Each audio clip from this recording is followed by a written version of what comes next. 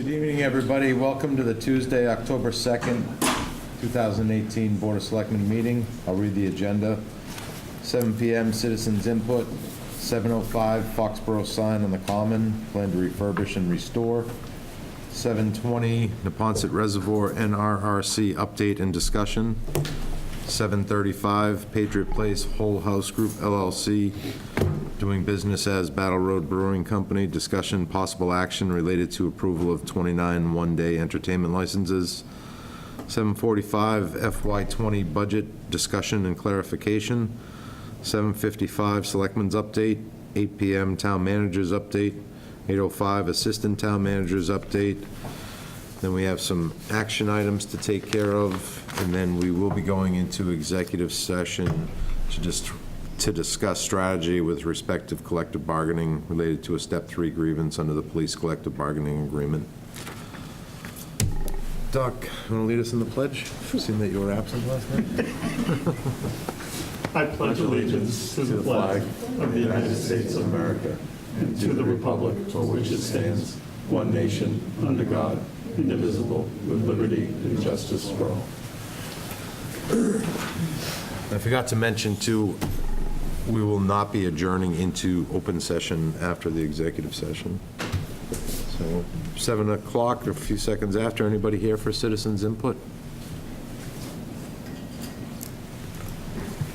No? Going once, going twice? Okay. Kathy, do you have your whole team here for? We're it. You're it? Come on up. Foxborough sign on the common discussion.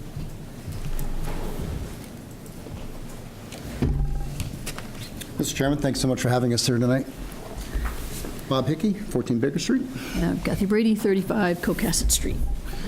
Would you like to start or would you like me to?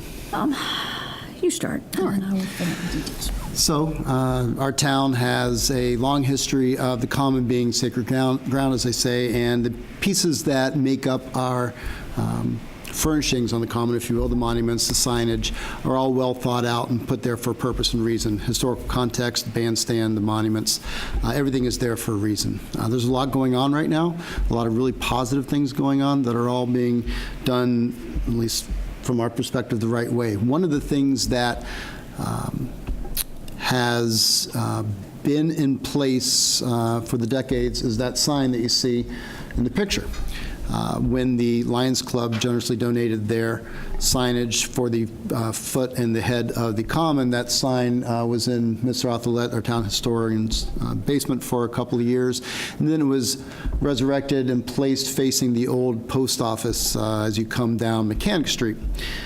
When it was put up, it was refurbished. The Foxborough JCs, who have a long history of supporting the town by doing the annual nativity scene, managing, along with the Foxborough Recreation Department, the decorations of the common, maintaining the bandstand, and doing things such as standing on the common, the Easter egg hunt, took it upon themselves, as they often do, to maintain that sign. It's not a formal agreement. It's just, as in this town, is always done by volunteer. This particular organization has always volunteered merrily to repair that sign. Typically, people wonder magically when a letter falls off, how does it show back up?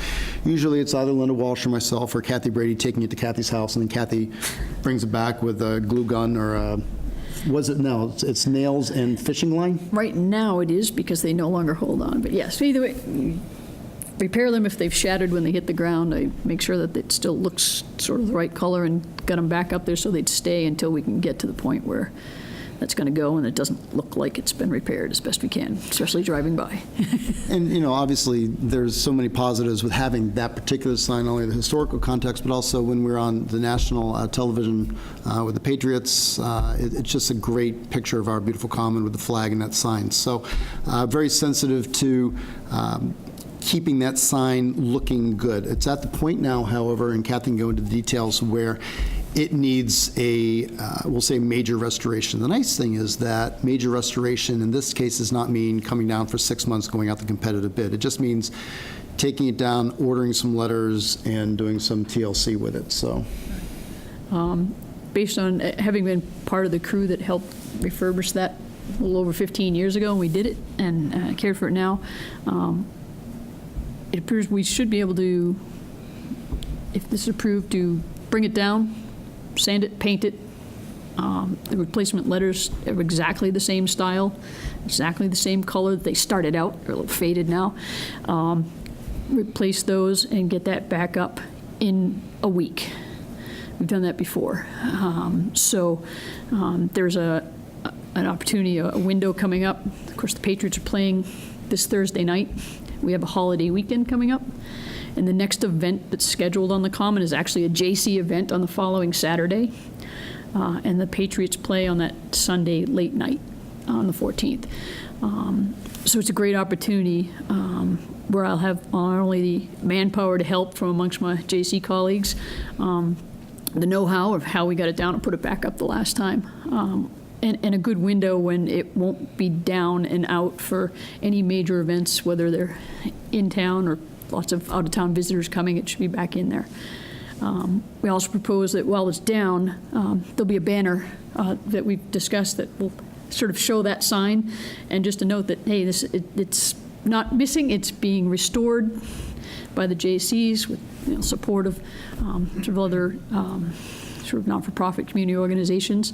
And so there'll be something there for whether it's 4 days or 7 days. I don't, unless something drastically wrong, it wouldn't take more than that. And I've been up there. The wood seems to be actually in good condition other than the paint. I poked around at it to make sure it seems to be solid. And the rest of that process can be done in a matter of a couple days. We'll have the location indoors so the paint dries. And the same folks who helped take it down last time are still with us, and I've already talked to those guys, and they're willing to help take it down and put it back up in the same fashion. So I think it's something that we would love to continue, the JC tradition of helping out with these things. I've gone around, the materials and the manpower are available, and we've spoken with the Historical Commission. We met with them the other day. Come here, been speaking with Mr. Keegan, and said, well, this will be the final step just to make sure that everybody understands what we're offering. If this is a good time and there are no other concerns about it, then we'd love to get your blessing and go forward with that project. So along with that, the Foxborough JC's Junior Chamber of Commerce, and part of that is to form those bonds and build bridges with the business community. So with the new Foxborough Common Business Collaborative, we have secured funding for this, so it should be a project that won't cost the town anything.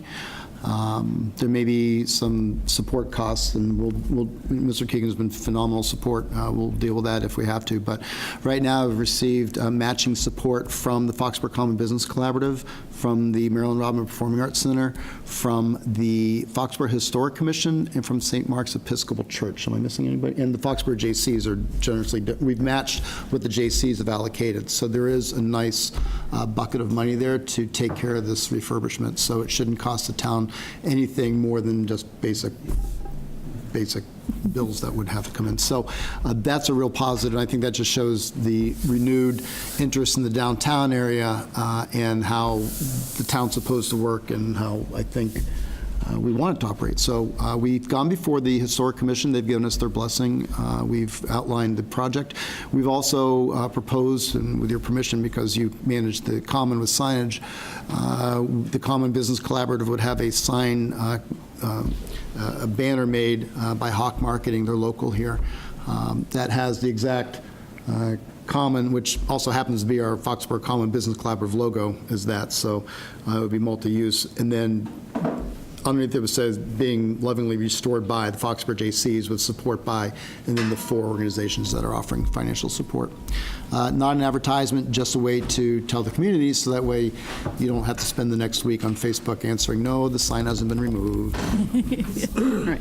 And it's all not-for-profit local organizations who either came to us while we started this discussion and said, if you're doing this, we would love to be a part of it, so let us know when. So that's what we're. That's what we have.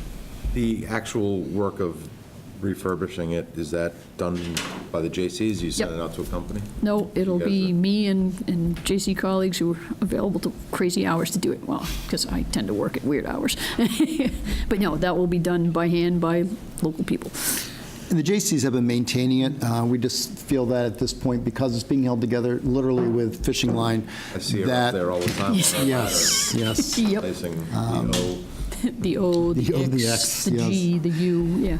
And unfortunately, this last graduation year, apparently the letters took a bit of a beating with some feet. No blame, it just happens. And the next year, maybe we can think of doing some scaffolding or some bleachers out there from the theater, so that way we can maybe give the students a great place to have their senior picture taken, as opposed to sitting on Climbing top up of the on top sign. of the sign. So we'll work with that Are you later. making this graduation proof? We're- Well, no, but we want to consider working with those people celebrating that exciting time and making sure that this is preserved. They can have it in their picture, but please don't climb on the top Yeah. of it. It's a fun day, but let's make it a little bit safer and a little less hazardous to the letters. No, absolutely want it to be part of that. That's a great part of the tradition for the graduating seniors as well. But we'll come before you in April for that one. Questions, anybody? No, I just saw Jack walked in. I don't know if he's here for the sign or something else, but. Jack, are you here to discuss the common sign? Yes. Come on up. Okay.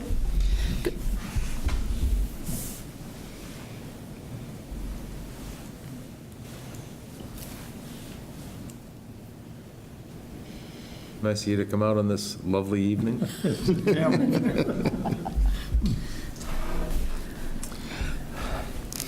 Yes, I've spent a few hours on that thing myself. Yes, indeed. So they just filled us in on the plan.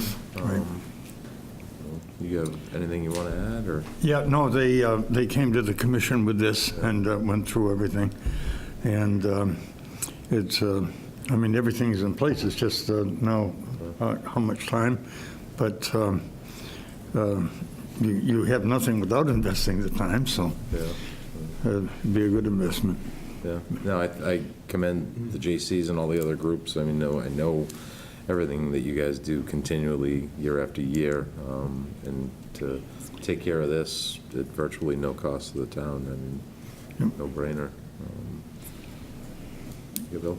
So I just want to say thank you to everyone for participating in this process, because it's a great collaboration of the community interest to get this thing resolved and addressed, because it is really a landmark for the community, and that's something that we really certainly want to preserve going forward. But I think another reason why we wanted to have the committee come before the board tonight was to really primarily for public relations, so that people know that the sign isn't gone for any particular reason other than to just be repaired. And it's a short period of time that will be done. So that was really the primary purpose for that being tonight, and that also to keep you informed about that particular project as well. And Kathy's been well thought out with this. She has most of the supplies together, and planning it after the Thursday night game and to be back up before the Sunday night game seems to be the biggest window of opportunity. That makes sense for people who are actually going to be doing the work, so. There's people wondering where it is. And, so, no. Yeah, and Amanda's been doing a really good job with the Facebook page, so maybe we could get something out there proactively, so people, because they will panic. Oh, yeah, oh, no, they will. And I hit the discussion group anytime. It's like, don't worry, I have the F, it'll be back up in 48 hours. And those kind of things, because otherwise people get concerned. But I do too. I grabbed it because, we want that is part of the face of our town, whether it's those of us who go by there 3 times a day or people who are visiting for the first time. So it's important. And, in that time frame too, as I said, there's a large event by the JCs on the Common on that Saturday, which means we'll have extra manpower. So even if it takes that long, that Saturday morning, we have all hands on deck and it will be back up. So that also plays into it as well. What, I guess I've never actually looked to see how it's attached to those two posts. It's held in by a series of 4 threaded rods that are bent as L brackets, and it's got like 2-inch nuts on the back. It's actually screwed on and sits on those amongst those 4 L brackets. And from pole to pole, it's how many feet? 10 feet on center from end to end. The sign itself is a little bit longer because it overhangs the edges, but the posts are 10 feet on center. So it's not a small sign. But no. Again, thanks. I mean, it's great when different groups come together and solve issues and problems. So I look forward to it. Well, as always, JCs, I'm an old rooster, so I don't do much with them anymore, but the the active JCs, thank you for allowing us to continue that partnership. It's important to us as an organization. We identify with that common, so thank you for letting us continue that work. Thanks. It's Foxborough at its finest. You got it, Jack. Try to keep it looking good. So if we're good, We're good? we get to do this now? Yeah. All right. Very well. Good sign. Yeah. I got plans for next weekend now. Good, thank you very much. Let me know if you need any help. We shall. By the way, I want to thank everybody who's contributing. St. Mark's Episcopal Church reached out to us, Father Cardoza. What a wonderful support. The Historic Commission, Foxborough Common Business Collaborative, we have our meeting on first Wednesday of every month. So that's tomorrow at 7:30 in the morning at the theater. It's open to individuals and businesses. So just giving a quick plug, there's a lot of great things going on in this community. Paige Duncan, our town planner, does so much. Mike Johns is a rep out there also. He comes to many of our meetings. I'd love to have participation and people to come out and see more of what's going on. So. Thanks. Thank you very much.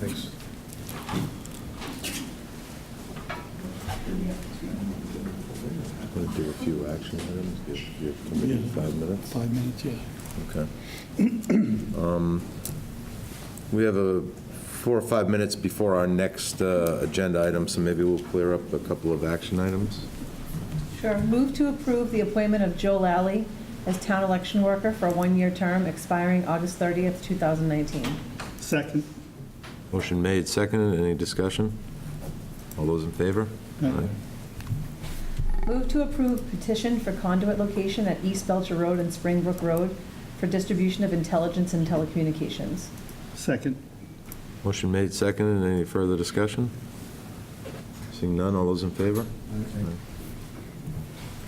Move to approve the gift donation of $570 to the Council on Aging Human Services from the Friends of Foxborough Seniors for programs held at the Senior Center.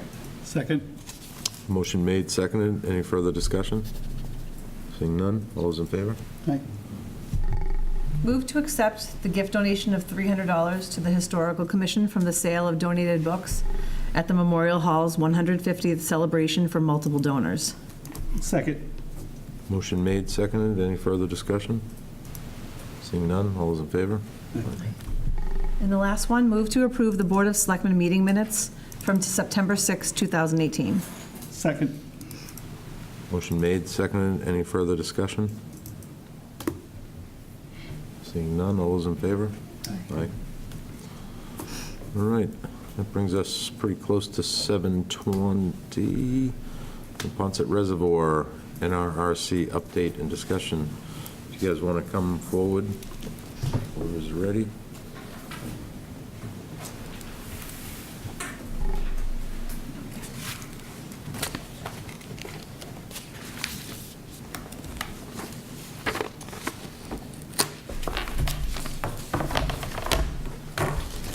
Good evening. You want to just tell everybody who you are and where you live?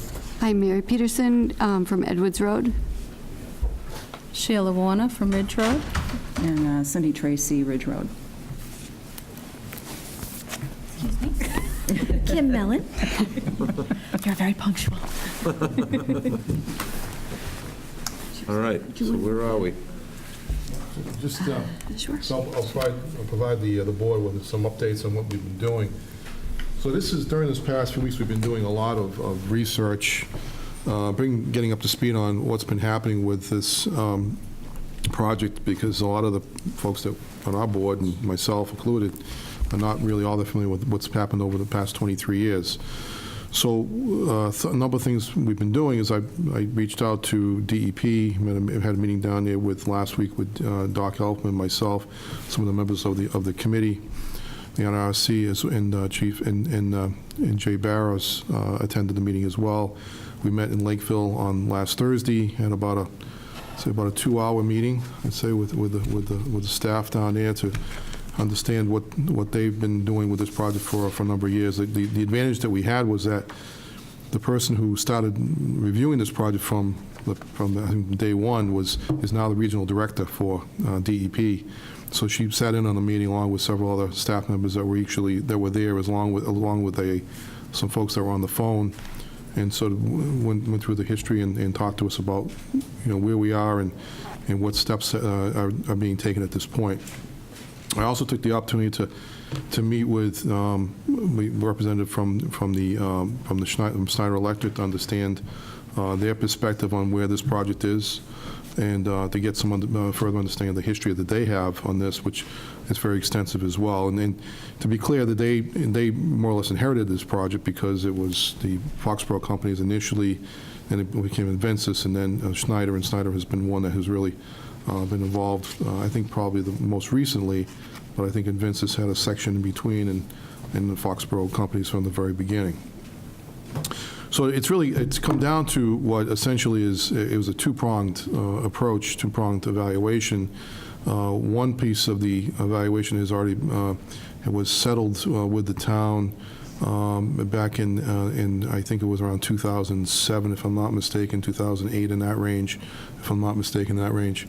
And then that dealt primarily with the phosphates that were found in the lake, believed to be generated through actions by Foxborough companies, Invencis.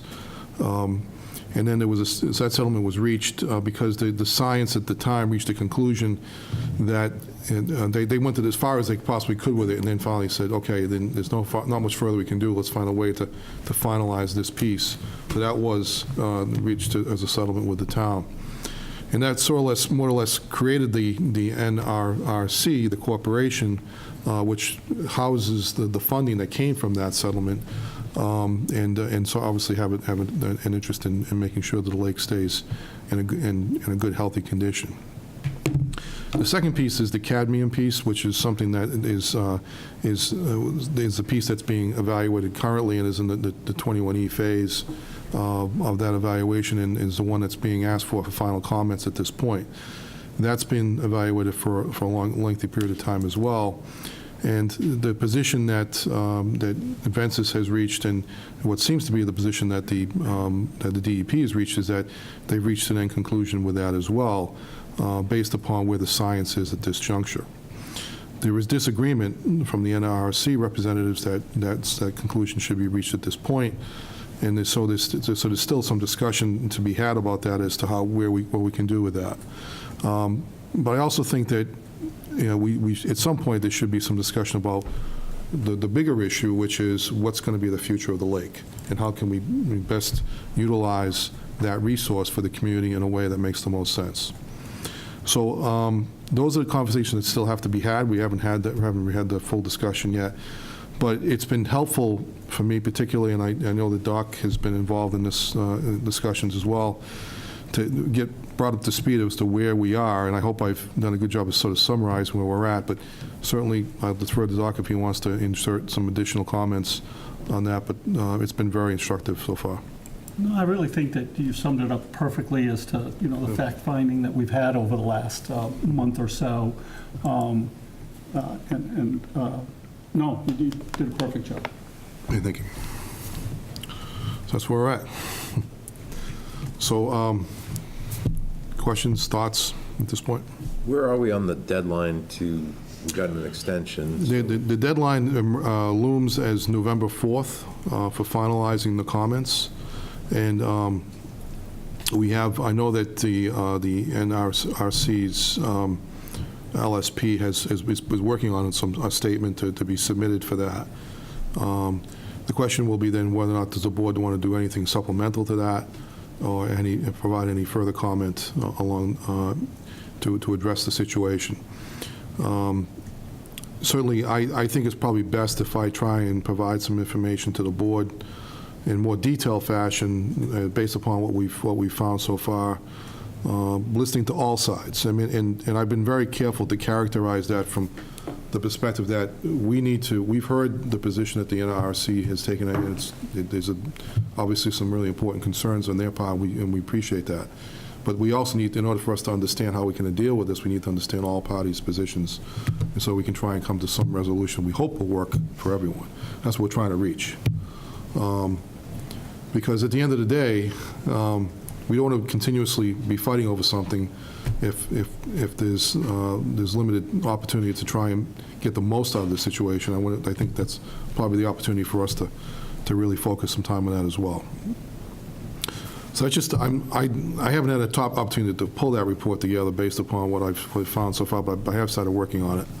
And, because there's been a lot of information, obviously, that's been coming forward. When do we think the LSP is going to be all done? I think he's got a draft already, so, from what I understand, so at that point, at some point, I can share that with the board as well. What do you guys think of the draft so far? I mean, are we going in the right direction?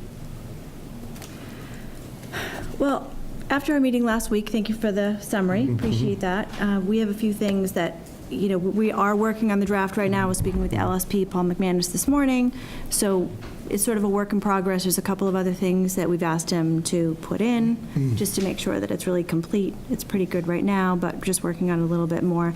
So we certainly do hope that you take a look at the LSP comments, and we also would hope that there would be a letter that would come from the selectmen. We also would hope that that letter might be signed by other boards in town, for instance, Board of Health, Water and Sewer, Conservation Commission, and I think, Jim, that was your idea. You had mentioned that the last time that we were before you, and I think that's, that's a great idea. So we certainly would welcome comments, individual comments from all the boards, or, that they would be put together. There's a few things we'd like you to keep in mind as we go forward from here, since time is ticking down. We are going to be very close to the beginning of November. So there's no dispute that there exist elevated levels of cadmium in the sediments of the Neponset Reservoir.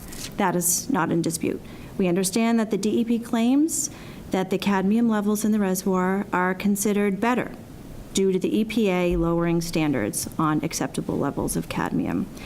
The MCP process, sometimes it can be referred to as like the 21E, legally requires the responsible party, which in this case is Schneider Electric, to look at the effects on public welfare. And we don't believe that Schneider Electric has finished looking at the effects on public welfare. They have to demonstrate in this process that there is no risk to public welfare. This includes community effects, degradation of a public resource, our beloved reservoir, property use impacts, financial impacts on the town and the residents, and we, NRRC, believe that the residual cadmium adversely affects public welfare in the community. Under the legal MCP process, it is the law that the responsible party is obligated to demonstrate no significant risk to public welfare, and we don't believe they've met this standard yet. So here's a question you can ask yourself. Are we better off, or are we worse off since the cadmium was put into the reservoir? Anybody believe we're better off? Anybody believe we're worse off that there's cadmium there? And something to keep in mind that was said months ago by Rick Lewis, one of our members who can't be here tonight, was, in effect, what they are saying is, and I think he used you, Chris, as the example, would you mind if I came to you and buried a barrel of cadmium in your backyard and said, just don't touch it, it's fine. You okay? No. I'm out of here. So this is, in effect, what it appears the track that DEP seems to be heading down. So back to our wonderful public resource. In order to keep it viable, our beloved reservoir, we really do need to make it deeper as a result of sedimentation. We need channels. That's going to aid the circulation of water, which helps create a healthy body of water. It's going to help with weed control. It's going to allow the return of boats to certain areas where, there are some areas it's hard to get a kayak in. So these ideas necessitate spot dredging. But spot dredging for phosphorus, which is what we're concerned with, is complicated by the presence of cadmium. So future dredging risk and cost really should be figured out as part of this MCP process when we're talking about the risk to public welfare. This is one of those things that falls exactly in there. We need to have an assessment for dredging before any sort of decisions are made. How much does it cost because the cadmium is there? Right now, it is Snyder's responsibility to do this assessment, and they have not done it thus far. If they don't do this assessment prior to the closing out of the legal MCP process, and it is discovered later that costs are higher due to the presence of cadmium, there's a risk to public welfare. And then, what will the town do? What happens then? Is it our responsibility So the town needs to be ready to let taxpayers know if they intend to pick up costs related to the assessment and the dredging, including any increased cost for spot dredging or any other remediation that may end up coming about because of the presence of cadmium in the sediment. It would be very unfortunate if the DEP does not require the proper assessment for public welfare from Snyder Electric, allowing Snyder Electric to walk away without cleaning up the contamination for which they are responsible. And for the record, we do not agree with this option based on all of the data that we have amassed over, some of our members have been doing this for over 30 years. And collectively, we have 109 years of experience put in on this. So no, we do not agree with letting them walk away, having nothing happen, and leaving the cadmium in place. So we would love if your letter would reflect all of that, 90% of that, 70% of that. That would be lovely. I mean, they've done a good job assessing public health. How would it affect you if you went swimming? The problem is they're leaving the portion of public welfare and what we'll be able to do for future uses. And there is that component in this process that should be addressed. So what we would all like, is for them to do the assessment. Is it going to cost substantially more for us to do the dredging because of the cadmium? That shouldn't be left on the burden of this committee or the town of Foxborough or anybody else, because it's the cadmium that they put there and that they're responsible for, and it fits in this process. It should be addressed in this process, and that's the piece that's missing. And I think that the DEP is not an impartial factor here. They are also implicated. They issued the permit. So it really is the DEP and Snyder together trying to work to get this off their collective plates. It's them against really the taxpayers of Foxborough. So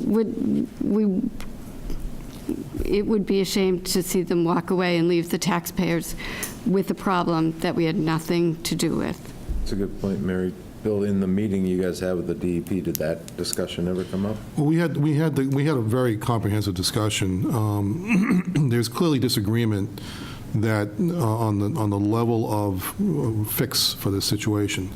I know that the committee, the commission wants very much to have dredging done, but there are downsides to doing that. There are adverse impacts to the lake itself and changing the ecological system of the lake itself. In addition to the fact that getting dredging approved is going to be very difficult. Based on the cadmium? Well, no, not so much because of the cadmium, just because the dredging itself gets into a whole new set of rules and regulations that through the Wetlands Protection Act that could be very difficult to get approved. So having said that, we understand the position that is to try and dredge it and to look at that. But quite honestly, that shouldn't be the only thing that gets looked at, because that's going to be a challenge to get that done. I'm being entirely honest and telling you that was the position I heard repeated a couple times.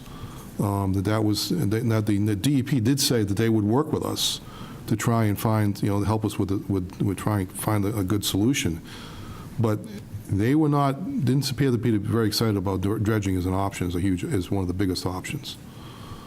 So, I mean, I think the board should be aware of that there's another side to this discussion that has to be considered. And while I understand that there may be concerns about DEP trying to get this off their plate, DEP is a very strict regulatory authority. And in fact, some of the things that were said at that meeting actually surprised me, because they've sent this out to some of the most rigid and difficult agencies to evaluate the situation, and they approved it based upon what's been sent to them so far. So I can tell you that has to be considered here, because they are the regulatory authority. It's not like we have the ability to overturn their decisions. They are the regulatory authority when it comes to this. So I think that's something we have to give weight to and consideration to. At this juncture, I'm not at liberty to tell you what's the right solution, because I don't know enough about that. I'm not the expert in this area. And we had some limited thoughts about that today, but I think we want to have some more conversations about that. But the bottom line for right now is you guys need a letter from us, which I believe we agreed to do, that meeting that Kate was here and she was going to help us draft the Well, letter. Kate did draft a letter and sent and asked for the extension. No, for the comments too. I thought that we all had agreed. Didn't we agree that we were going to send a letter from the Board of Selectmen and? I think we had, to the chair. Yeah. I think we had agreed that, looking at the public benefit of the reservoir, who the players are, we had talked about town management reaching out to Board of Health, Water and Sewer, Conservation, Recreation, and I probably missed one, that use that has future plans for it. Today being the 2nd, right? This is closing on the 4th of November. That leaves us with 2 meetings. So can I ask, was the LSP at the meeting? No. No. The LSP was not at the meeting? No. Can I ask why the LSP was not? Was it a scheduling conflict? I or- thought it would be a good idea, and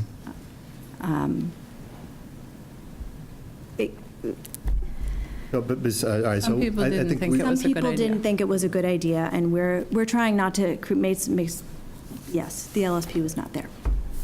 And Rick Lewis wasn't there, who is our member, who's a hydrogeologist, a scientist, and I thought it was very important that we be represented by scientists, and the meeting happened anyway, even though, Let me just speak to that issue, because this was the initial discussion we've had with DEP on this issue. So this was just to get a summary understanding of where they're at. I also stated for the record that we would have a follow-up meeting with them if necessary, if there were further questions that came out of that based upon that discussion. And there are further questions that we still have that we want to follow up with. So But- was so this meeting this set is- up, this was just our this is- side talking to DEP? There was Right. nobody from Snyder or Snyder's No, Snyder was representation? not at this meeting, no. Snyder was not at that meeting. So to get that information that was discussed at the meeting to our collective LSP, and I'm assuming Kate Connolly, our counsel, was there. Kate was there, yeah. There's a lot to do between now and if we want to get a draft that would get to us by the 16th, right, and then finalize it by the 30th. right.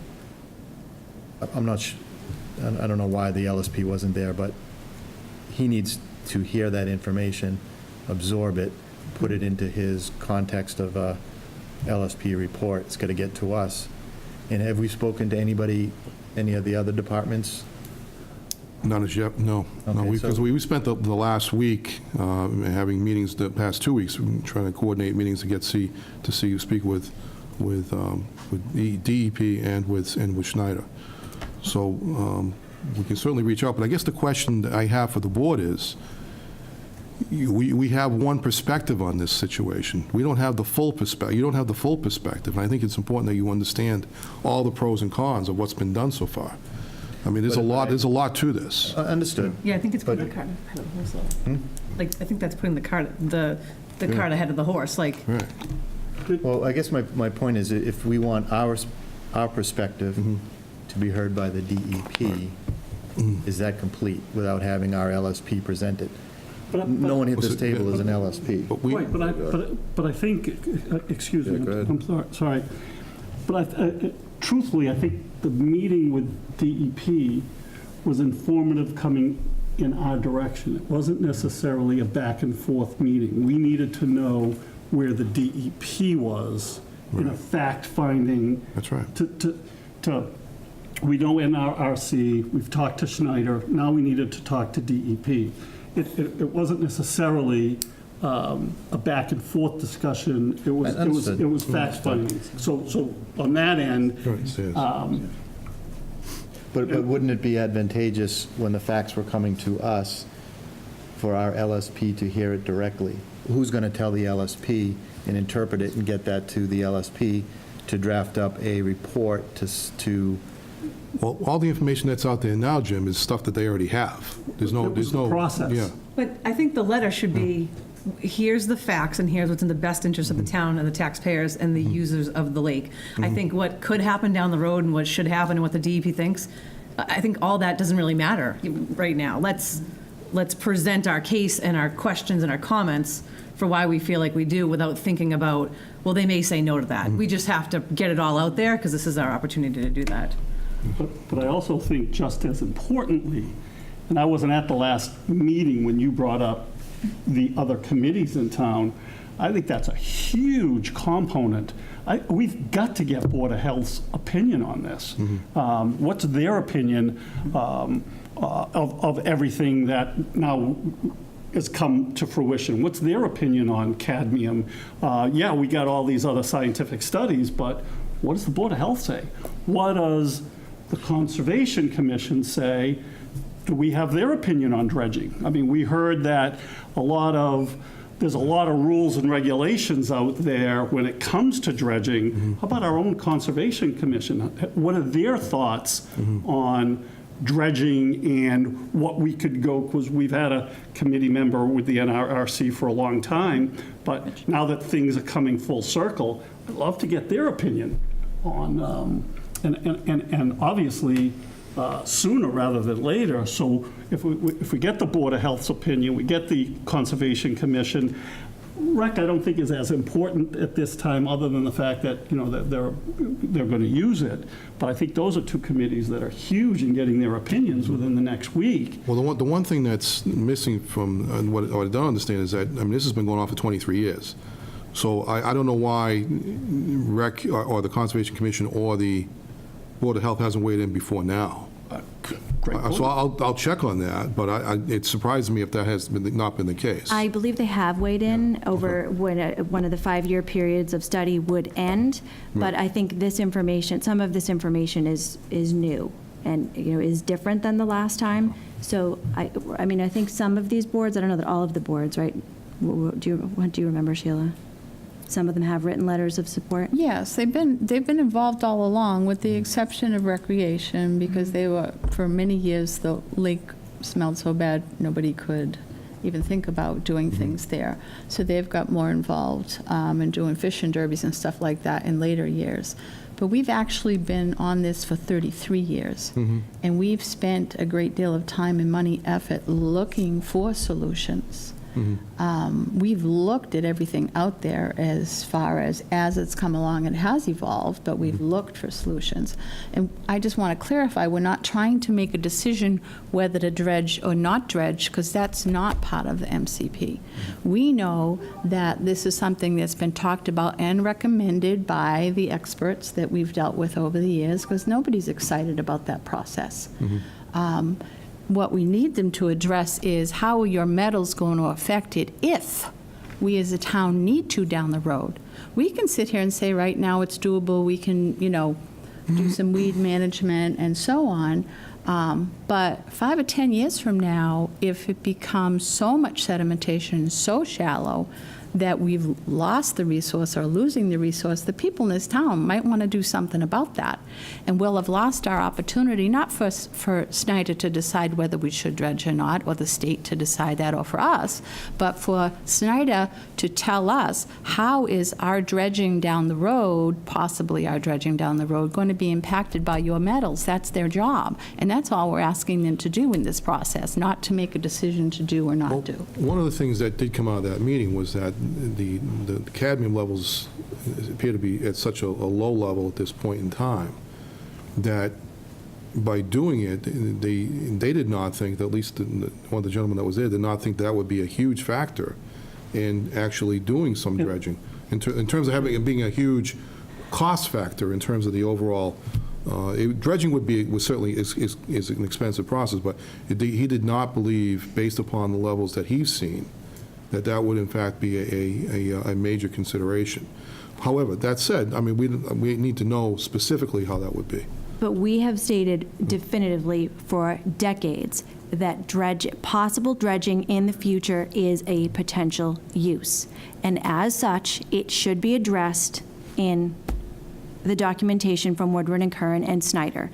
It has not been. So it's one thing to sit in a meeting with DEP and have a gentleman say, I don't think it's going to cost all that much and it shouldn't prevent you from doing that in the future.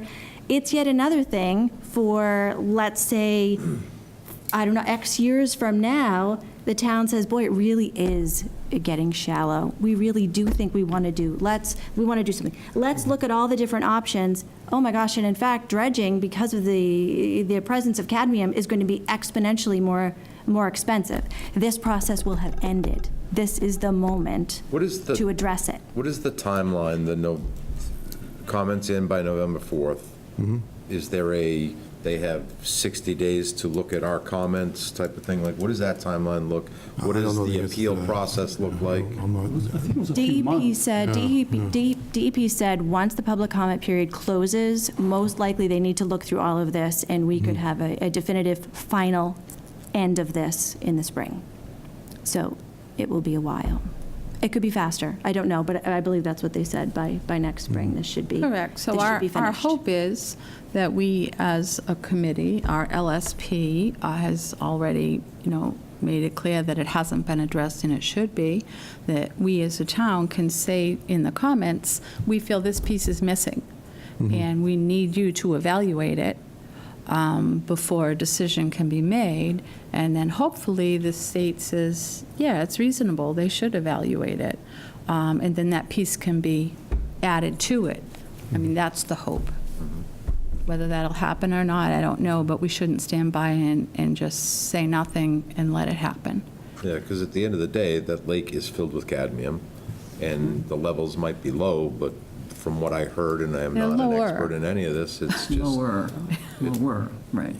just soil on top of it and burying it, It's always going to be there. It's not, hasn't gone away. Right, I think that's the thing, there's a science associated with this whole thing it's not simple to explain at a meeting like this, but it seemed clear to me that there's been varying levels of cadmium over the years, and the cadmium is stopped for many years stopped from going into the lake, and the determination of whether it was harmful was determined back in 2007, 2008.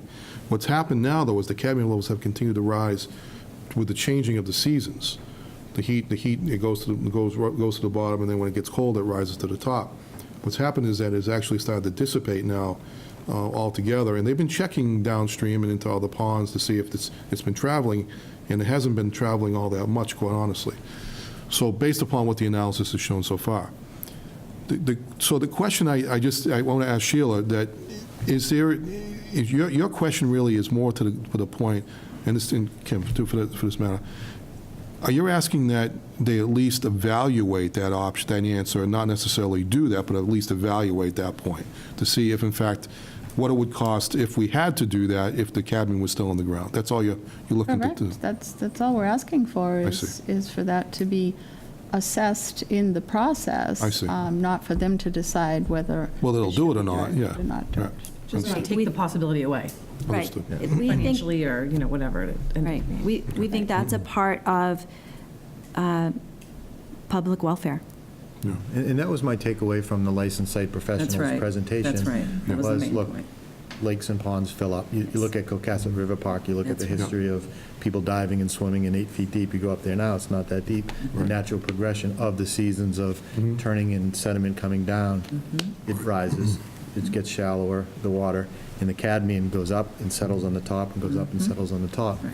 So if the fishing derbies want to continue, if the conservation wants to use their boat ramp, if, look, I don't think anyone wants to say we want this to be a swimming hole, but if we want to use common things that people use Right. for their resource, and 10 years from now, it's gone like this, and it has to be removed, we're going to look at a 2018 report that says, not addressed. Right, that's So I our think what point. the LSP was That's our saying point. was, So- address it, put a cost to it, keep the door open until it's figured out. That's right. I don't think anyone's looking to get full benefit of a study by November 4th and saying this is what it's going to cost, but keep the door open and have the other side recognize that this was absent, omitted, void in the whole discussion coming up to here. I think that's all we're asking. That's fair. So, That's fair. So I think we can probably start moving towards addressing that. The other thing I think that really should be addressed is the future use of the lake, and what plans do we have as a town to try and utilize the lake more actively? Because I think as a resource. To that point, I think that's what we got to put in a narration, either on the 16th or the 30th, to say, here's all the departments, here's a snapshot of what we're going to be, what we do now, what we're going to be doing in 5 and 10 years. Right. And this is a valuable part of our community. So let me just say something that, to try to take a more positive angle on this, is that we're at a very critical point, but we're towards the end of this process, which is something that we should be celebrating in some ways. I mean, even though I know that I have the concerns, and I appreciate the concerns, I'm not trying to minimize those concerns in any way, shape, or form, but this is a good thing. And I think we should, if we can finalize it to a point where we can all, really celebrate the fact that we're going to be able to use a resource going forward. I think that's really important. And I appreciate the fact that this is something that we can, that's what we want to get to. We all want to get to that. Collectively, all parties want to get to that point. Yeah, absolutely. We've all been working toward that, and we're excited as well, but it needs to be complete. Understand. Can I ask, has everyone been out on the lake? Everyone who sits on this? It's amazing and gorgeous. It is such a resource. It's true that there's not as much public access as there should be, could be, and we're working on that. But it truly, truly is a valuable resource, and we have to take care of it. And folks are really emotional about it, too, that we've learned. I had a gentleman come up to me. He didn't know who I was. He knew I was on this committee, and he, in tears, senior gentleman in tears, said, "Please don't let them walk." And I get emotional even thinking about it, but the folks are very, very emotional about this water, and they just want the right thing done here. They really do. That's all they're asking. Well, I think what's fair, though, is the fact that I think a lot has been done here, and maybe we need to get to the final stage of what that is, but I just want everybody to know that I think a lot of effort's been put, and to everybody's credit, including yourselves, to address the situation in a proactive way. And I think now, let's try and put a bow on it if we can, to a point where it's acceptable to everyone and get this thing finished up. Because what I don't want to see happen, and I say this in a positive way, is that we spend so much time focusing on the cadmium levels, and as opposed to looking at what can we really do with this now? Because I think that's where the big answer is, and it hasn't been really talked about that often because we haven't been able to get to that point until now. Yeah, I think that's really important. I think everybody's beaten the science to death. Yeah. And not enough attention has been paid to the public welfare portion of this. Right. And I think that should be the focus of not only our letter, but of conservation and public health. I find it interesting because in one of the early reports, they said that dredging was financially prohibitive, and now we're hearing that it's not going to be a big deal. Well, Somewhere there's a disconnect. Yeah, what was said the other day was actually enlightening in the sense that they said that because the cadmium levels, if they'd stayed the same, it would have been cost prohibitive, but they haven't stayed the same. So now they're looking at the point where, and there may be a resource right within the state that could utilize that material in a productive way. So, and it's not far from here, actually. So I don't want to put the name out there because it's, for that reason. But I would say that it's possible that might be utilized as a resource, and if that could be done. But understanding what that cost might be is something I would hope we can probably get to an answer on that. We can try and get somebody to try and answer that. Is that under the scope of the onboard LSP to look at costs for dredging? I believe No. that is a whole other level of expertise. Didn't we get a draft other- copy of? Not even close. That's why we were trying There are to different say layers to that. shouldn't be It's our complex. responsibility. It's huge.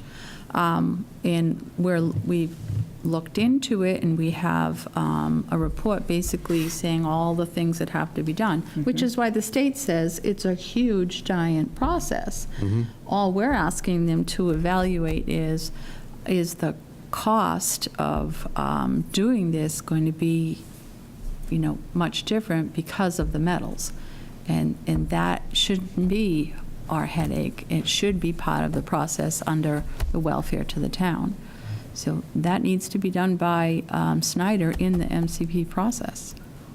There's different levels. First there's just the engineering, the basic studying. Then you have to have, then there's a whole other layer of how much would it cost to go out for permitting, because there's different agencies that you have to go Right. before.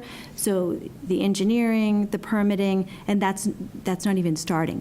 Then, once you've It takes gone through years. those, It takes years. for then you would find out, potentially. But that And- would be to do dredging. We're asking them to evaluate what the metals will do to that picture.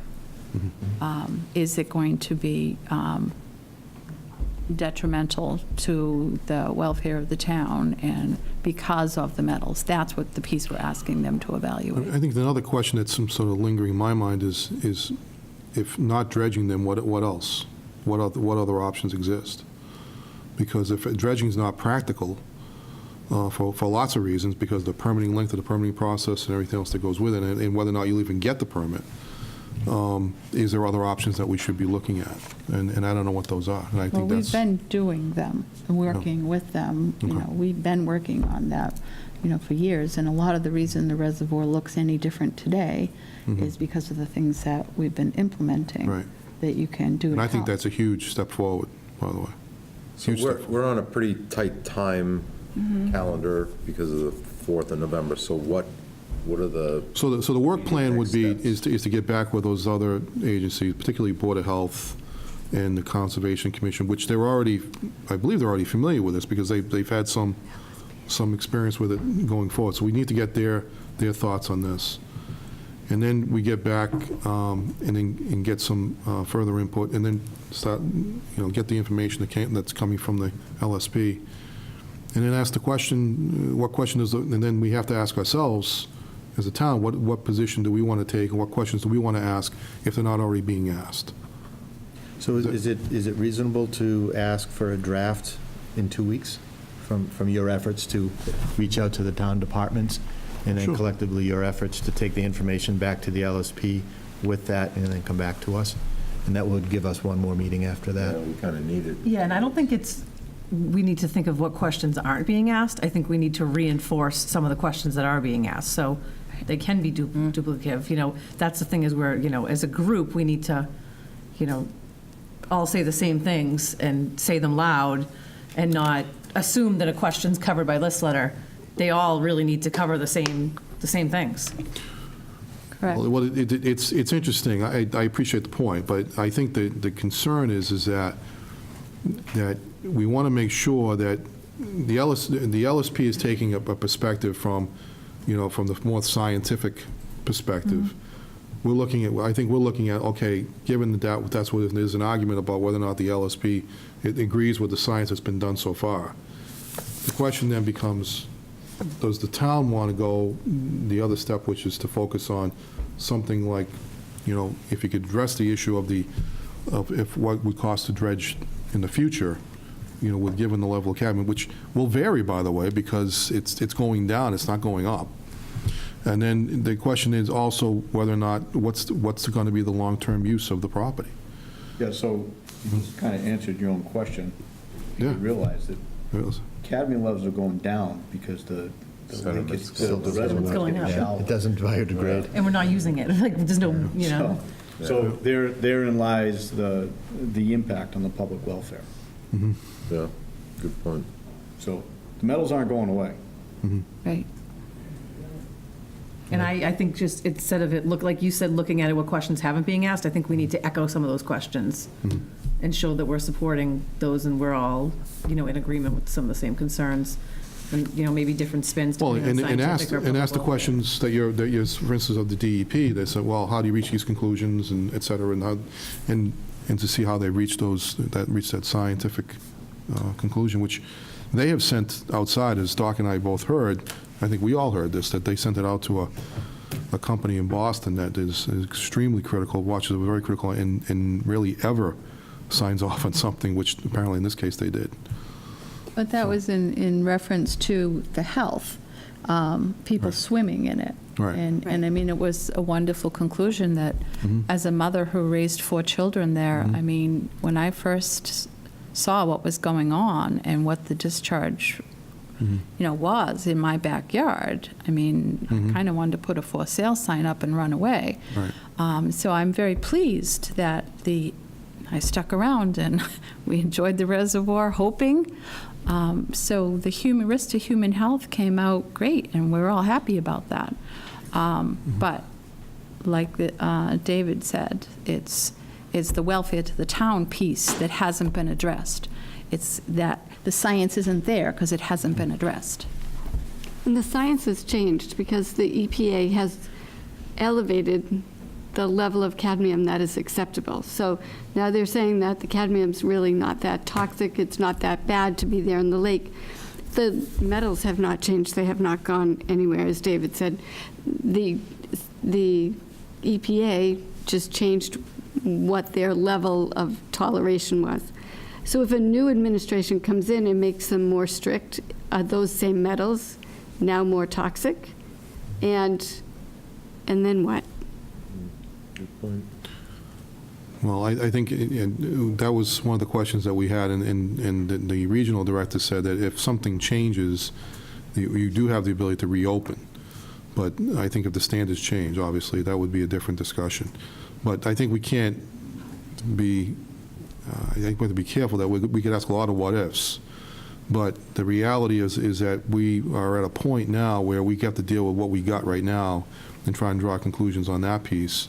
And then if we end up getting into a situation where a lot of things change into the future, we're going to have to, we could be in a position where we have to file for reconsideration. And they did leave that door open to us. So just to be clear on that, they did leave that door open.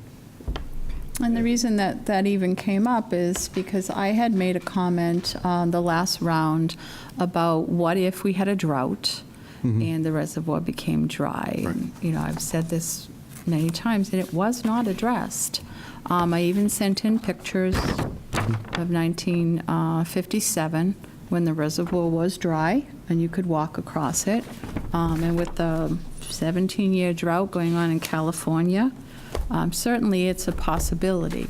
And basically they said we don't address things that aren't likely to happen.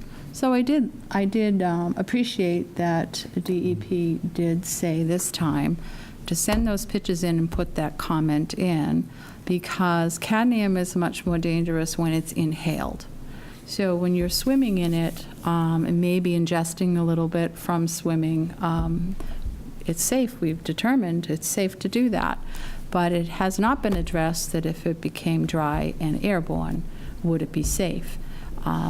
And Millie said that could be figured out relatively simply, and that we should be able to get an answer to that. So that's another piece of the science that just plain hasn't been addressed and should be. Okay. Anybody else on the board? All right, so we'll work on the draft by the next meeting. Bill? Yep. And get inputs from those other two I'll committees. prepare a letter and then send, based on the information I get from both the Board of Health and the Concom. I know, and Water Department, you said, with the Water Department? Yeah, there's, Have they been contacted, have they been part of this I've in the been in past? meetings with them. They were a little standoffish because there's no drawdown in that area, I think they were saying.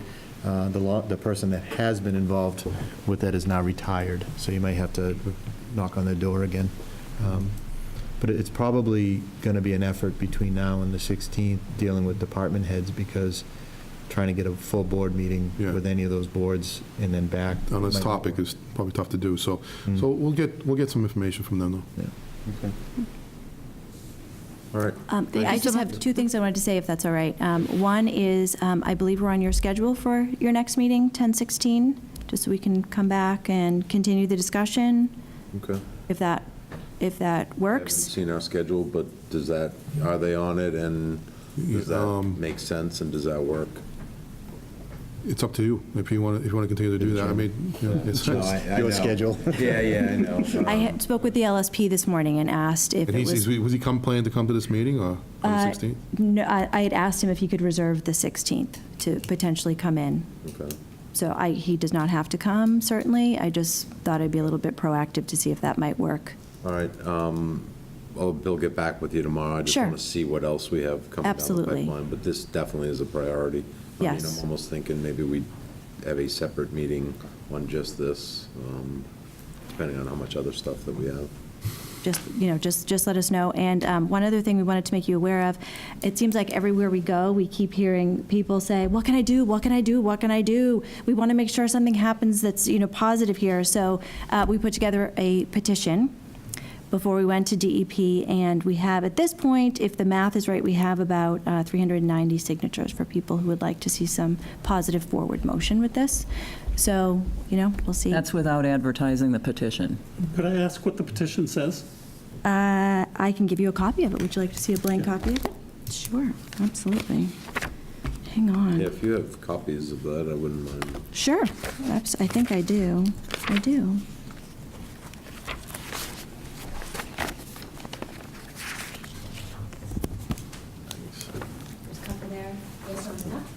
We'll get copies made. It's on Facebook too, right? Yes. Yes, it got put on Facebook. So, yes, we have some people who are excited to get the word out about this. Okay. So, thank you. Thanks Thank for you. everything, appreciate it. Thank you. Great, thank you.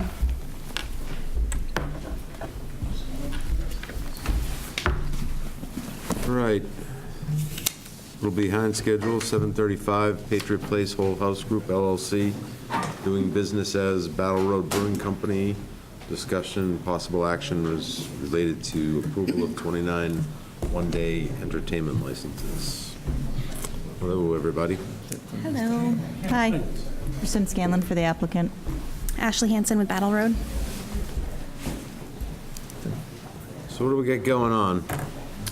This is in conjunction with the one-day beer and wine licenses that were sought last month for the same location to have corresponding entertainment to go along with the 29 days that were requested for the beer license. Same exact days. All entertainment proposed for the days are for 3 TVs and background music, which they'll be using Pandora Business as their background music, with the exception of the first day, October 11th, from 7 to 9 p.m.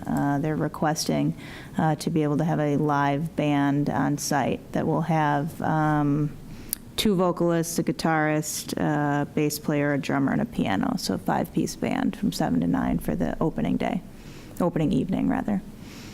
I believe that time is adjusting to 6 to 9. Okay. Sorry. And how many piece band? 5. Is that the only night you would have live entertainment in a band? Other than that, it's just the TVs Yes. and the music?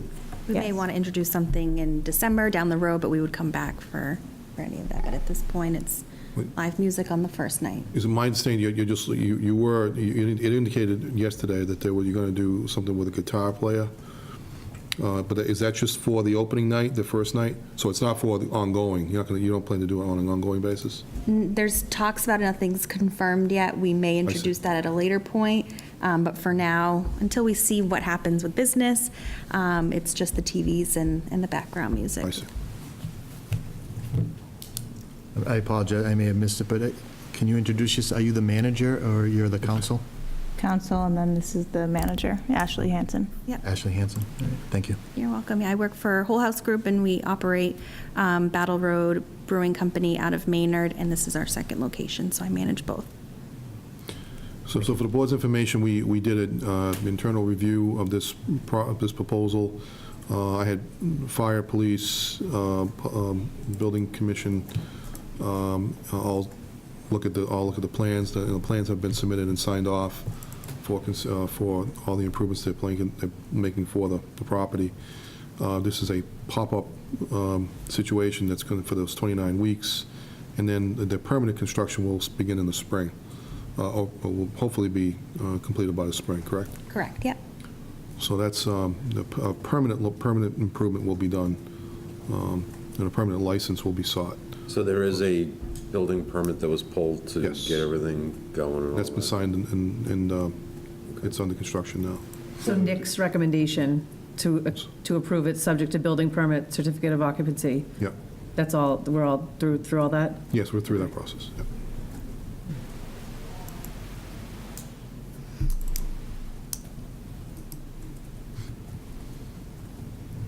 Anybody on the board have Any questions on this? When do you anticipate having your certificate of occupancy? It should happen in the next few days. We got the plans approved, the building permit issued yesterday. And so that's something that Brian Early is handling as far as. This is not a big construction project. No, I know, Yeah, but, this is a- according to Nick's letter, because it's change of use, got to have that certificate of occupancy. Correct. You'll have it by the 11th? Yes. He did not anticipate that would be a huge issue because the amount of actual construction is somewhat limited. It's just a couple of partition walls. Right. The real construction begins when we want to build the brewery, which will happen starting around January. I think it's more about the change of use than the actual construction. Right. Right. Anybody else have any questions? Want to make a motion? Yeah, and just so when I read that, I don't need to read Nick's condition that he had in his letter, or Right. all set, okay. And just going to apologize in advance for everyone to bear with me while I read all 29 dates into the record. You blame me for that. I totally do. I tried to get out of it. All right, move to approve Whole House Group LLC, doing business as Battle Road Brewing Company's application for 29 one-day entertainment licenses. And those dates are as follows. The first one, October 11th only, is a live entertainment license.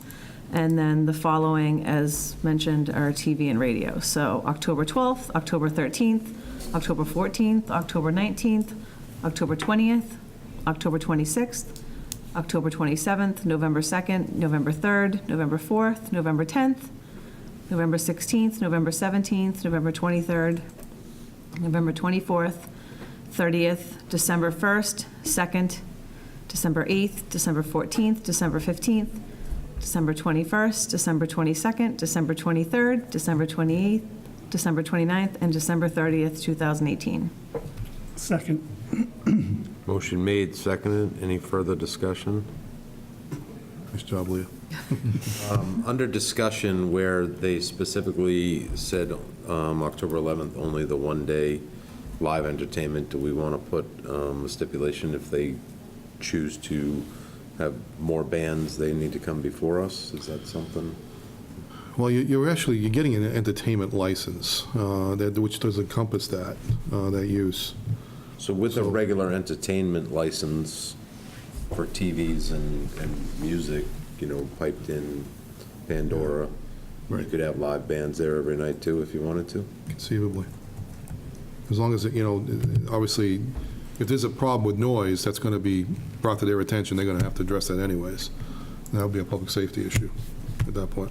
Yeah, because it's not like other restaurants in town are coming to us every time they have a live band, like Waxy's or, Right. Yeah, okay. Okay. But if you're going to follow there was a specific request Yeah. that says only day when live entertainment is Yeah, requested. and so that's the we only have not reason I been brought requ- it up. I mean, Yeah. I would have, I wouldn't have I mean, known any different. to the applicant, you don't object to coming back if there's an issue of having further live entertainment? Not at all. We're friendly. On a good day. Yeah, only because we just can't approve it if it hasn't been requested. That's what I'm saying. All right, so motion made, seconded under discussion. We added a stipulation that if they have live entertainment, they will come back. before Beyond us. 11th, the 10/11. Yep. Okay. All those in favor? All right, thanks. Great. Thank you Thank very you. much. Thank you.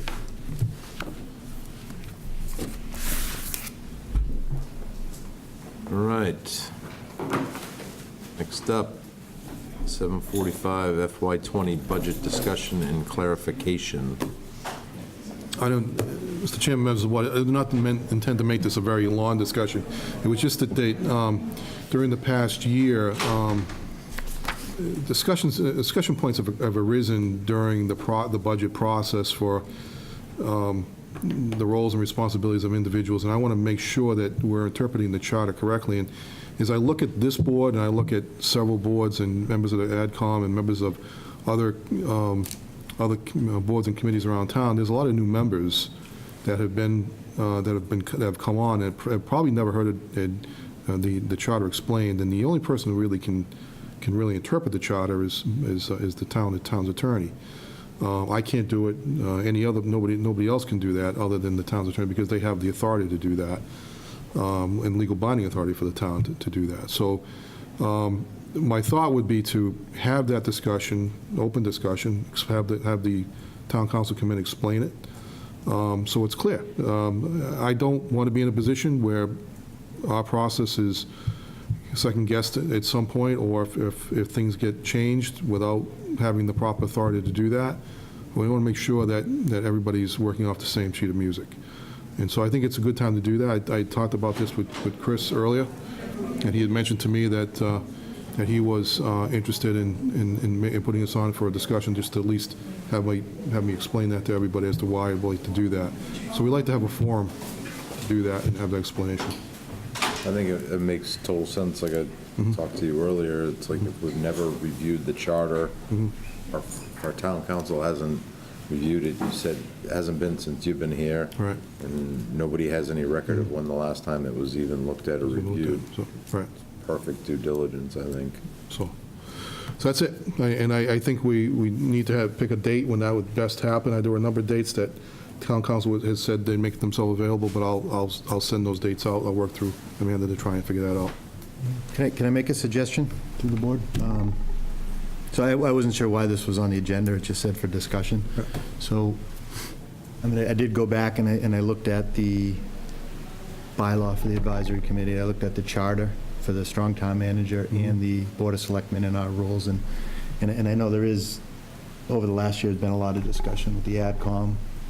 I spent a lot of time with Frank Spillane today talking to him, and there's a dispute. There's a discussion going back and forth of who's right in which process. And it goes back to Andy Gala's time and Kevin Pecos and this administration of how things are done.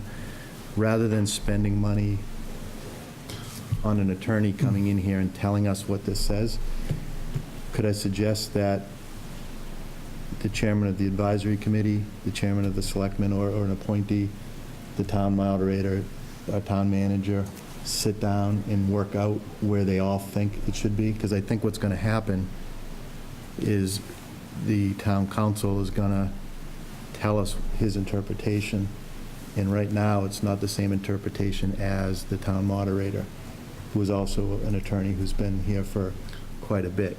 So rather than a public point-by-point discussion with town council, we take an opportunity to just sit and discuss this, because there is a story behind it. It's not just listen to what the attorney says. We're doing things different than we did in the past, and there's... So I think that, not to interrupt you, but that it turns to who can legally interpret that charter. Right. Is it us, or is it our town council? You know, who do we listen to? Because you're going to... There has to be one person, one authority that says this is exactly how this town charter says you have to do things. Correct, but there's a town charter under 289 that says town manager, board of selectmen. There's also a bylaw that governs the advisory committee. There's also a process that the school committee goes under, and there's also a state process the school committee goes. So there's 4 things working.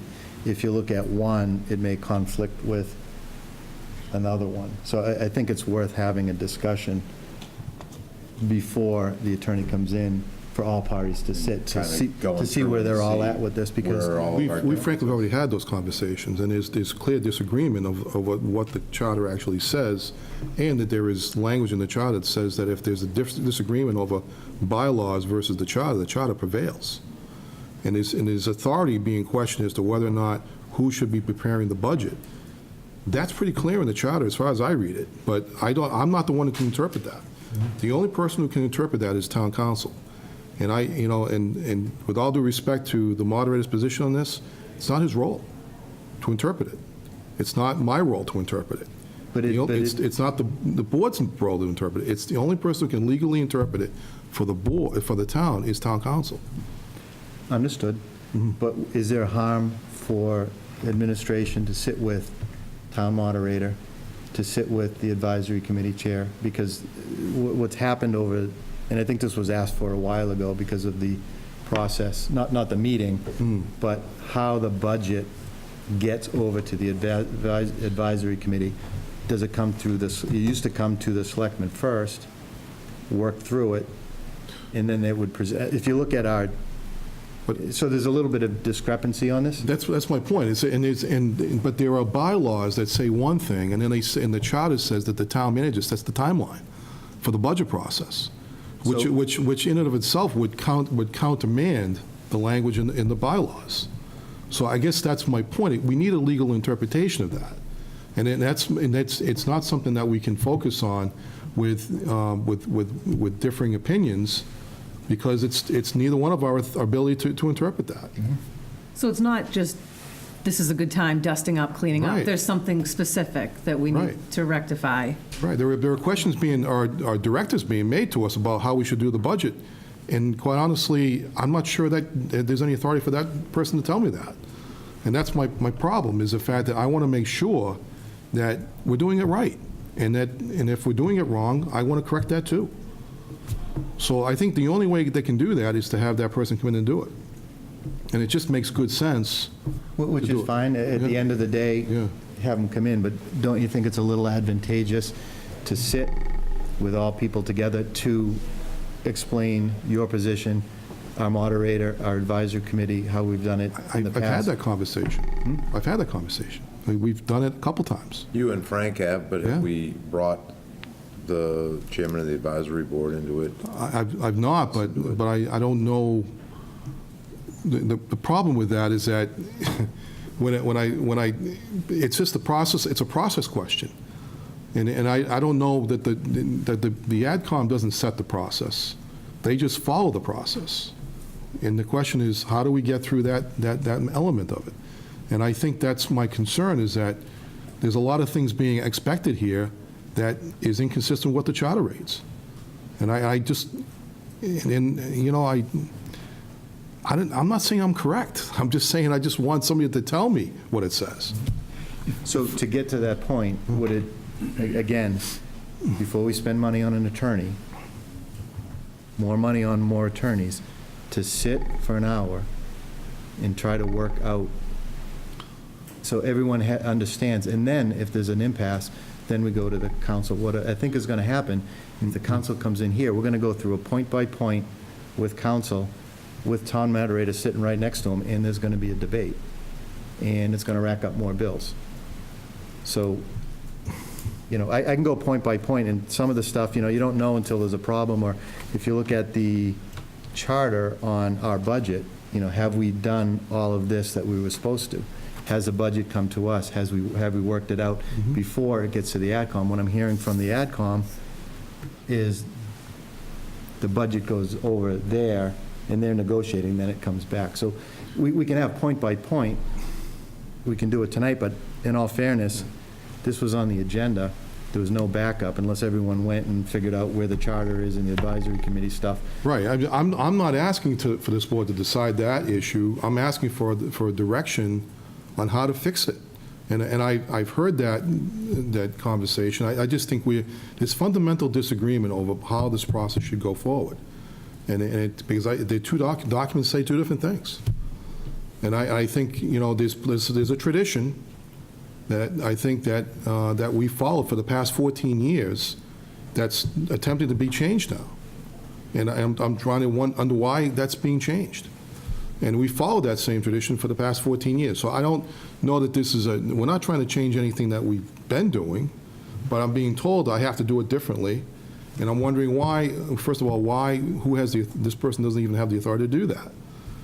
So I think the only way you can do it is to get that. I mean, if it wants to be a smaller meeting to have that conversation, we can do that. I'm fine with that too.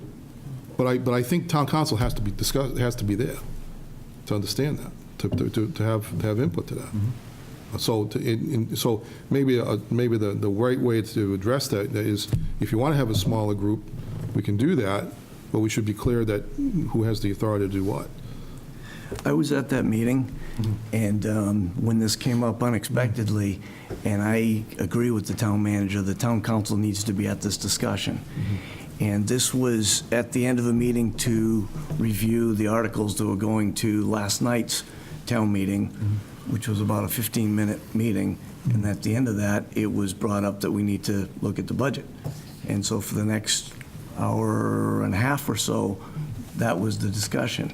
And as Bill said, the bylaws say one, the charter said the other. Frank's familiar with them, Bill's familiar with them, I'm familiar with them. Our town clerk was there, he's familiar with them. And they do say different things that the town charter does trump. But I don't think that we're going to get to a point of agreement without having an authority there who can actually say legally, this is what it says. This is what it can be. And I think that town council, if it's a meeting with those 4 people, that's fine, but I think town council should be there. Okay, so maybe have a smaller meeting, a working session with all parties involved before it comes back to the selectmen. Right. Rather than debate it at this table. I think that's 15-minute fine. window. That's fine. But I can live with I that, think town council should be there to at least weigh in with a legal opinion. I mean, we sat there and we had 2 lawyers in the room who agreed, between town clerk and our town moderator. Both fantastic people, but they didn't agree. So I think we need an attorney with the authority to give us a legal interpretation. Okay, I agree with that. Yeah, and that makes the right sense, the attorney with the authority. Right. And is everybody in agreement that town council is the authority to interpret that? Well, there are differing opinions on that. But legally, they are the authority. I mean, I know that different attorneys, I mean, any attorney can interpret it, but the one that's binding for the town is town council's. Yeah, because it's the town charter, it's not the town manager charter or the town moderator charter, it's the town's charter. Right. Unless we disagree with town council, then we get a different town council. We've done that before, too. So. I mean, Okay, we have an attorney sitting back there, and he could give an opinion. Actually, we have 2, but neither of them have the authority to give us an opinion on what actually sticks with our... This particular issue. Yeah. I mean, all of us could read this document and have 5 different That's opinions. right. So. And it's important that we all do it correctly. Do you want to reach out to all of them and try to set something up? Probably happy to do next that. week. Okay, thank you. All right, next up, Selectmen's update. Town meeting last night. Quick hour and 2 minutes, I think. And then just last week, POW ceremony, the Memorial Hall. From what I was told, I was out of town. Everything was a good turnout, good event, good showing. So thanks, Doc, for covering down on that. Nice sunny day. Yeah. That's good. Anybody else have anything? Okay. Good. Town manager's update? Just a couple things. We're pleased to announce that we did receive a $2 million grant for the SEMREC project, so we're very, very pleased. That gives us a little over $3.5 million in total for the past 2 years. We'll continue on that process to try and get the building up and running. Our goal is to try and be up and running by July 1st of next year. Unfortunately, we did not get any successful bids on the fire station, which was disappointing. To see, we did receive one, but we did not receive it was not considered a valid bid, so we had to reject it. So I wanted to just say that we're at a point now where we have. We're going to go back to the drawing board some more. We've got some other ideas on how we might be able to address this, but we're going to continue to work on it and see if we can get something done. The one last thing that was asked of me before the meeting tonight was that the board had agreed to do electronic signatures for the licensing, for your annual licensing push that you did the last year. So, Leo, I don't think you were part of that when that happened, so I just want to confirm that the board was in agreement with doing that for getting all the licenses signed off electronically. So I think we had put that to the board last time, and there was agreement on it, but you weren't part of that, so I Okay. just wanted to make sure that was acceptable before we did that. If And you want to that's go, just for if the you year. want to go in Just for and the sign license. all those, Yeah, feel free. I'm more than welcome to. It's about an hour and a half. I guess. And so, just to be clear, that, it does take a long time, but that's just for the year-end licenses, Okay. but the day-to-day permits Yes, that's and right, things that's are not going to be electronic. Not, that's right, not universally, just for the licensing. All those in favor? Okay, that's it. Okay. Assistant Town Manager? I have a couple of things. Our new building department administrator started yesterday. Her name is Lisa Barry. We're very happy to welcome her to the inspections department. She's working her first Tuesday night this evening, and she's doing turnover right now with Valerie Green, who is retiring, and we wish her well in her retirement. The Veteran Service Officer position received 65 applications, and those will be moved forward to phone interviews and then face-to-face interviews. So, and that recruitment has closed out, so that'll be, into the interview process. What do you think the timeline on through the hiring? It's going to take us up towards the holidays.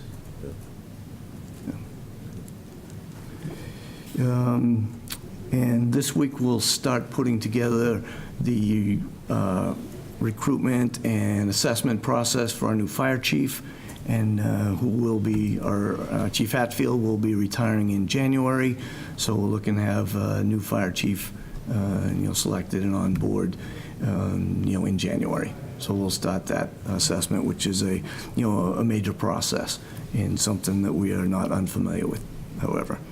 And we continue to move forward with 3 collective bargainings. The library continues to progress well.